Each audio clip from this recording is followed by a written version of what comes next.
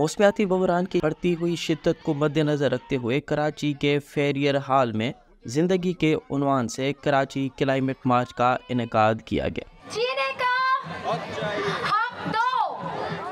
मार्च का मकसद न सिर्फ माहौलियात के तहफ़्फ़ुज़ की अहमियत को उजागर करना था, बल्कि मौसमियाती तब्दीली से मुतासिर होने वाले लाखों अफराद की ज़िंदगी को महफूज बनाना भी था।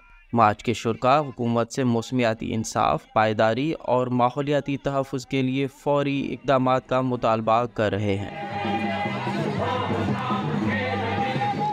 मार्च में गुजर नाले, मलीर एक्सप्रेस वे और सैलाब मुतासरीन की बड़ी तादाद ने भी शिरकत की।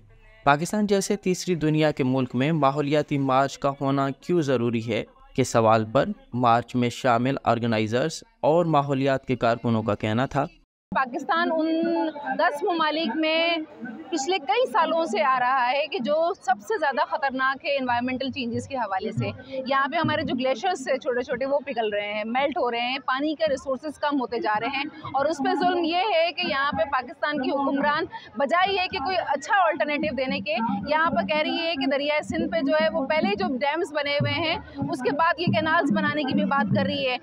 पाकिस्तान में दरिया का समंदर में गिरना ज़रूरी है, ख़ास मिकदार के अंदर नहीं गिरेगा तो समंदर तेज़ी से जो है वो चढ़ाई करता है और सिंध के बहुत सारे इस तरह से शहर जो है वो रेगिस्तान बनते जा रहे हैं। ये बुनियादी चीज़ ये है कि इस तरह के जो मंसूबे हैं, जो इंसान दुश्मन है, जो हमारे रिसोर्सेज को तबाह कर रहे हैं, जो ख़ास तौर पर जो फूड सवर्निटी है उसको तबाह कर रहे हैं, यहाँ पे उनको ख़त्म करने की ज़रूरत है। ग्लोबल साउथ की जितनी भी अक़वामें हैं, चाहे वो इंडस डेल्टा के बदीन के लोग हों या कीर्थर के विलेजेस के रहने वाले लोग हों, तो सबसे ज़्यादा जो माहौलियाती तब्दीली है इन्हीं लोगों के ऊपर असरअंदाज होती है, क्योंकि जो इनका ज़रिया माश होता है वो ज़मीनों से जुड़ा हुआ होता है, काश से, माहीगीरी से, पहाड़ों से, नदी और नालों के सिलसिले से। तो जब जंगलात काटे जाएंगे, नदी नालों के सिलसिले तबाह होंगे और गेटेड कम्युनिटीज़ बनेंगी, कोयला ज़मीन से निकाला जाएगा, लिथियम निकाला जाएगा, लेकिन उन लोगों के लिए नहीं जो इधर के मकामी हैं,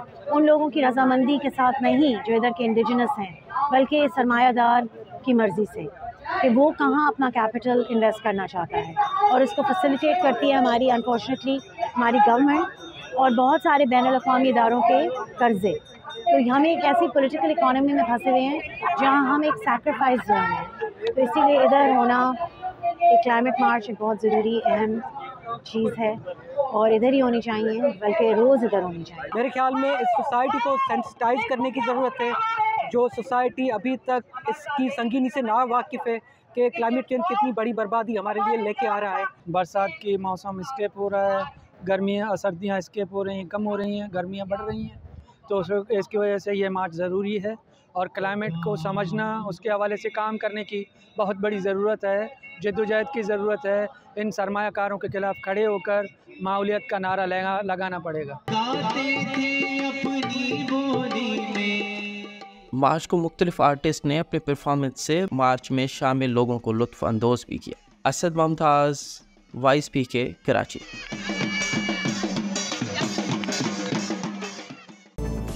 आपकी खबर, आपकी आवाज़, voicepk.net।